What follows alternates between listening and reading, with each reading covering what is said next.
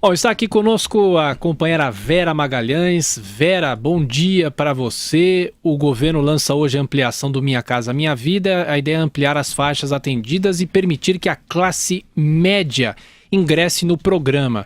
Será que vem mais medida nessa linha por aí? A ideia é contemplar as famílias de até R$ 9.000 de salário, não é isso, Vera? Bom dia. Bom dia, Thiago. É isso mesmo. Bom dia direto aqui do Rio de Janeiro, terra de Carlos Andreasa e Marcelo Madureira.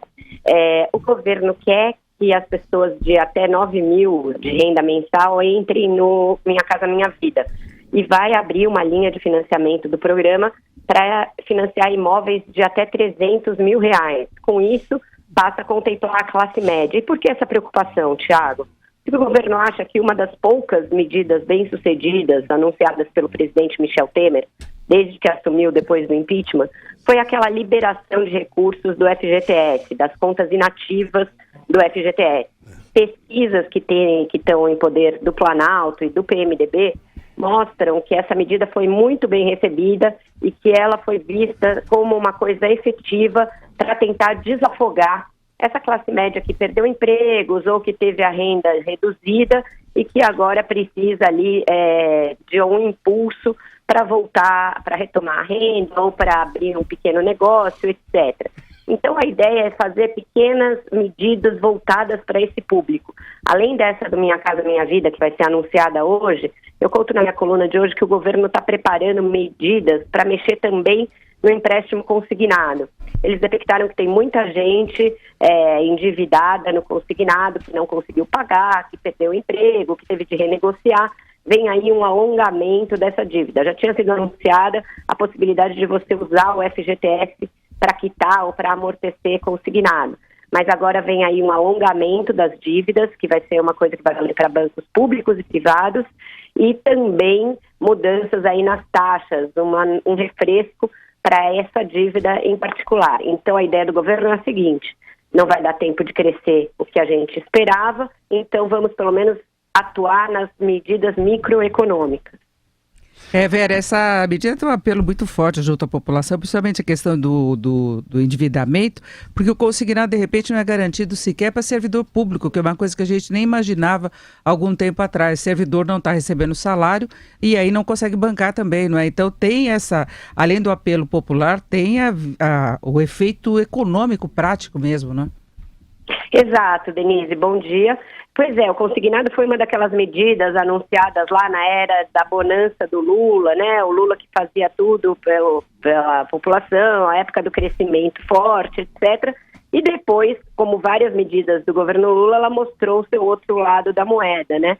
Então agora o governo quer atuar nessa linha, ainda está em fase de execução esse programa, deve ser anunciado em conjunto aí pelo Planejamento e a Fazenda, porque também tem essa vertente para os servidores que você bem lembrou, que também estão ali numa situação precária, principalmente nos estados. Então está sendo feito um balanço do tamanho dessa dívida para que se diga de quanto tempo será esse alongamento e se é possível reduzir as faixas ali dos juros. O governo interino tem um problema, não pode criar grandes projetos, mas Temer acredita nessas pequenas medidas, Ana? É isso, Joseval, ele vai apostar nisso, porque o que eles estão detectando é o seguinte: o governo tem mais um ano para mostrar que veio, não mais do que isso, porque a partir daí ele vai ser tragado pelo calendário eleitoral. Esse um ano tem muita coisa amarga para aprovar, Joseval, reforma da Previdência, reforma trabalhista, coisas que não rendem votos e nem popularidade, mas que são necessárias.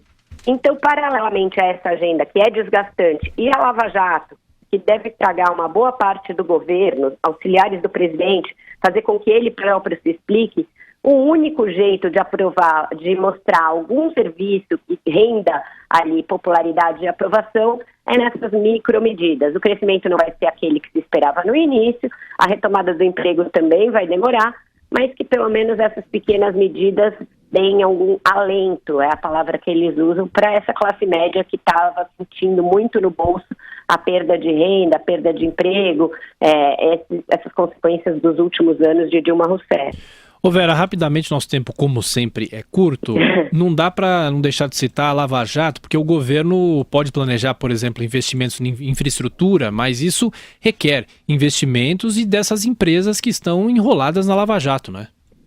É outra área em que o governo vai apostar no micro, Thiago, porque eles fizeram aquele lançamento do plano de concessões no início do ano, uma coisa ali, no ano passado, uma coisa grande, ambiciosa, mas teve pouca procura, como os outros planos de concessão da Dilma também.